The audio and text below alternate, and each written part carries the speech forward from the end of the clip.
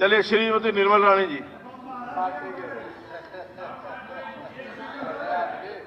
माननीय अध्यक्ष महोदय, मुझे 0 आवर में बोलने का मौका मिला, इसके लिए आपका बहुत बहुत धन्यवाद।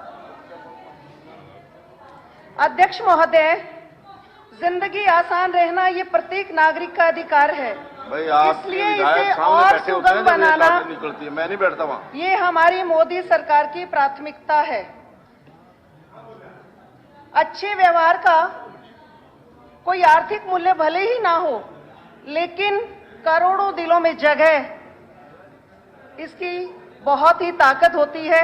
ऐसे हैं हमारे मुख्यमंत्री जी, जिन्होंने अंत्योदय स्कीम को लागू किया।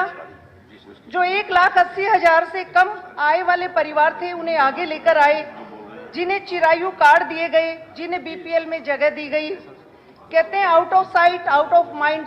वैसे तो हमेशा वही लोग आगे रहते हैं जो आगे आगे रहते हैं, लेकिन अंतिम पंक्ति में अंतिम व्यक्ति जो असली हकदार है, उसको असली हक दिलाना, ये हमारी सरकार की प्राथमिकता रही। ऐसे हैं हमारे मुख्यमंत्री मनोहर लाल जी, जिन्होंने नशा मुक्ति, शराब तस्कर और इन सब के खिलाफ बहुत ही कड़े कदम उठाए हैं। Pollution, air pollution. मेरी तो अध्यक्ष महोदय एक ही अपील है कि जहां खाद्य पदार्थों में कोई मिलावट होती है, उसकी ओर भी इतने ठोस प्रयास किए जाएं कि कोई भी यदि मिलावटी पकड़ा जाता है तो उसको सख्त से सख्त सजा दी जानी चाहिए। मैं शिक्षा मंत्री जी का ध्यान दिलाना चाहूंगी। शिक्षा मंत्री जी, आपको जो भी काम कहा जाता है, आप बहुत ही ध्यान से उसे करते हैं। मैं एक बार आपसे मिली थी, भक्त फूल सिंह विश्वविद्यालय कानपुर में कंप्यूटर साइंस इंजीनियरिंग विभाग में डिप्लोमा में 6 शिक्षक थे जो पढ़ा रहे थे और क्लासेस बंद हो गई थी। आपने वो क्लासेस भी शुरू करा दी और उन शिक्षकों को भी दोबारा काम करने का मौका मिला। लेकिन अब उसके बाद एक दिक्कत आ रही है कि हमारे जो स्टूडेंट हैं वो 25,000 रुपए फीस दे रहे हैं, जबकि सरकारी में ये फीस 3,500 है। इसके बावजूद जनहित में महिला शिक्षा को ध्यान में रखते हुए आप ये फीस प्लीज कम कराएं और जो शिक्षक हैं उनकी भी जो है तनख्वाह उन्हें समय पर मिल जाए, ऐसी आप कृपा कीजिए। एक हमारी मंडी है गन्नौर में, इंटरनेशनल मंडी, उसमें काम जो है स्पीड से शुरू करवाया जाए। और मैं स्वास्थ्य मंत्री जी से भी एक मांग रखना चाहूंगी कि हमारे यहाँ गन्नौर में 161 एकड़ में रेल कोच फैक्ट्री है और इतनी बड़ी इंटरनेशनल मार्केट आ रही है, तो एक ट्रॉमा सेंटर भी यहाँ होना बहुत ही जरूरी है। हमारे गन्नौर में कुछ रोड्स हैं, एक बड़ी रोड है और एक शेखपुरा से अगवानपुर को जा रही है, जो यदि चौड़ी नहीं की जाएंगी तो बहुत ही दिक्कत रहेगी, क्योंकि ऊंचाई पर है शेखपुरा वाली रोड। 12 फुट की रोड में जो दूसरे सामने से व्हीकल आता है वो गिर जाता है, तो इसको भी कृपा करके चौड़ा करा दिया जाए। अध्यक्ष महोदय, आपने बहुत बड़े बड़े काम किए हैं इस विधानसभा में, लेकिन एक रिक्वेस्ट मेरी भी आपसे है, यहाँ पर जो पानी पीने जब हम जाते हैं तो दोनों और एक मेल टॉयलेट एक फीमेल टॉयलेट है, तो बीच में जब खड़े होके वो पानी की व्यवस्था है, प्लीज उसको भी कहीं बदलवा दिया जाए। वो पानी दिल नहीं करता वो पानी पीने को। पता नहीं कोई और विधायक क्यों नहीं बोलता, पर मैं जब भी वहां पानी की प्यास लगती है जाते हैं तो हमारा जी नहीं करता। आप ये जी व्यवस्था जरूर करवा दीजिए, ये मेरी आपसे अपील है। एक मिनट, अगले सदन में जब आप आएंगे तो ये व्यवस्था आपका बहुत बहुत धन्यवाद। आपने जो है मुझे मौका दिया, आपका बहुत बहुत धन्यवाद अध्यक्ष महोदय। राव दान सिंह जी। धन्यवाद स्पीकर सर कि आपने मुझे 0 आवर में बोलने का अवसर दिया। स्पीकर सर, जहां तक बात आई सड़कों की, मैं ये कह सकता हूं कि सरकारी दावा करती है कि हमने तकरीबन सड़कों को सुधार दिया है, उनका नया निर्माण कर दिया है। मैं खास तौर पे दक्षिणी हरियाणा और विशेष तौर पर मेरी अपनी कॉन्स्टिट्यूंसी के बारे में कहना चाहता हूं कि worst condition in the state अगर कहीं है तो उन रोडों की है, और जो एक बार नहीं अनेकों बार मैं सदन के अंदर उठा चुका हूं। तो मेरा निवेदन है सरकार से कि उन रोडों पर ध्यान दिया जाए ताकि नेशनल लॉस और लाइफ लॉस को बचाया जा सके। दूसरा, अध्यक्ष महोदय, एक किसान मॉडल स्कूल हमारे टाइम पे जब भूपेंद्र सिंह हुड्डा मुख्यमंत्री थे, उस टाइम पे 10 एकड़ जमीन गांव नांगल सिरोही ने दी और उस पर बिल्डिंग का पैसा भी लगा चुके हैं। मात्र फिनिशिंग के लिए 20% एक्सपेंडिचर बचा हुआ है। पीछे जब भी मैंने उठाया सवाल तो उन्होंने कहा कि इस बिल्डिंग का हम कोई दूसरा यूज करेंगे, न तो किसान मॉडल स्कूल बना, न ही उस बिल्डिंग का कोई दूसरा यूज हो रहा जो बहुत भव्य बिल्डिंग बन सकती है, जिस तरह का इंफ्रास्ट्रक्चर उसके अंदर आज बना हुआ है। तो मेरा निवेदन ये है कि आप उस पर ध्यान दें और उसको बिल्डिंग को पूरी तरह से फिनिश करके उसका सदुपयोग करें। अध्यक्ष महोदय, इसी तरह लोकल सड़कों की बात करना चाहता हूं। जो शहर महेंद्रगढ़ के अंदर शहर की सड़कें हैं बहुत ही दुर्दशा के अंदर हैं, वहां पर एक रोड बीच में बनाया गया जिसकी मैं समझता हूं उस तरह की जरूरत नहीं थी, जहां ग्रेनाइट लगा करके ने उसको सजाने का प्रयास किया, जबकि मेन रोड से अगर जोड़ते उसको तो कम पैसे के अंदर बहुत सुंदर तरीके से डेवलप किया जा सकता था। उसके अंदर किसी न किसी तरह की अव्यवस्था रही है। मैं निवेदन करना चाहूंगा आपके माध्यम से कि ये पता लगाया जाए कि किस व्यक्ति ने इसकी सलाह दी थी और क्यों इतना पैसा उस रोड पर लगाया गया जिस पर इस पैसे की ज्यादा जरूरत नहीं थी, सरकारी पैसे का दुरुपयोग किया गया।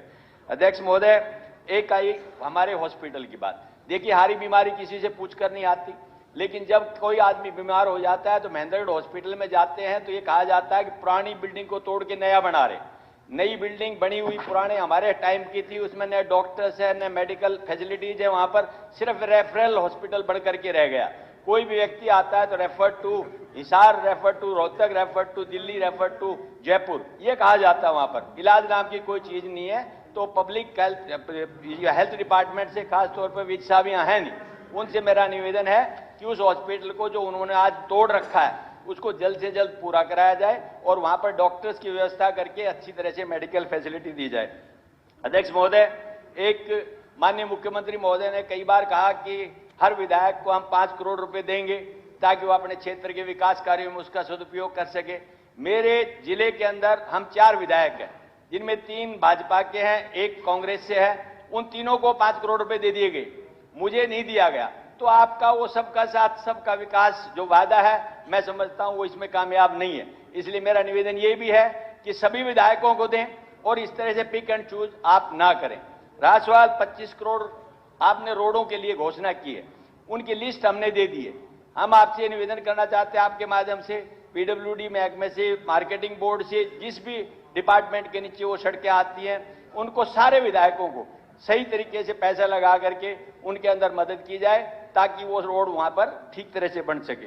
अध्यक्ष महोदय, अगला मैं निवेदन करना चाहता हूं कि हमारे यहाँ एक वुमेन कॉलेज है जिसके अंदर संख्या है 2500 और वहां बैठने की जो जगह है वो मैं समझता हूं शायद 1200 से ज्यादा नहीं। सड़कों उसके लिए बिल्डिंग के लिए पैसा दिया जाना चाहिए, आपने अप्रूवल दिया है। वहां बीएससी एमएससी क्लासेस हैं लेकिन कोई लैब नहीं है। इसलिए मेरा निवेदन है कि लेबोरेटरी जो है ना मस्ट है वो पहले दी जाए। बिल्डिंग कम से कम उन बच्चियों को जो धूप में और सर्दी में बाहर बैठ के पढ़ने के लिए अपना काम करती हैं, उनको बैठने के लिए जगह दी जाए और बिल्डिंग को संपूर्ण करके। मोहनलाल बड़ौली जी। अरे रहेगा सारा कुछ। अध्यक्ष श्री नैनपाल रावत जी। नैनपाल रावत जी। अध्यक्ष जी, जो हमारी शिक्षा की न्यू एजुकेशन पॉलिसी है वो केंद्र सरकार की और भारत सरकार की बहुत अच्छी है।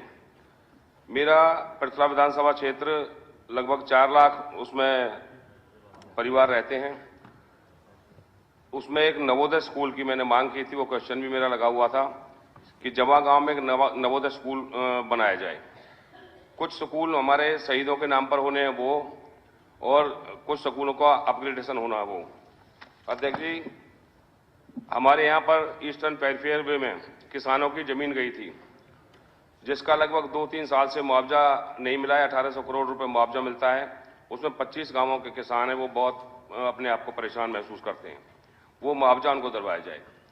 अध्यक्ष महोदय, मेरी विधानसभा के 7 गांव नगर पालिका में शामिल किए गए हैं। उनका एक्वायरमेंट का पैसा भी हमारी गवर्नमेंट ने जो नगर निगम है उसके पास जमा कर दिया, लेकिन उनमें कोई भी व्यवस्था, विकास कार्य सारे ठप पड़े हैं और चुनाव अभी मेरे यहाँ हुए नहीं है, तो उनमें बहुत सारे कार्य पेंडिंग हैं। उन कामों को भी ठीक कराया जाए। एक दिल्ली बड़ौदा रेलवे लाइन जो मेरे यहाँ से निकाली गई है उसके अंडरपास, और एक दिल्ली मुंबई पुरानी रेल के नीचे से जो पुल निकाले गए अंडरब्रिज, उनमें बहुत सारा पानी भरा रहता है जिसमें आए दिन एक्सीडेंट की संभावना रहती है। तो उनको भी कृपा करके ठीक कराया जाए। उनमें किसी भी तरीके से पानी जो बराबर आता है उसको ठीक कराया जाए। बस यही मेरी 2-3 मांग है। धन्यवाद।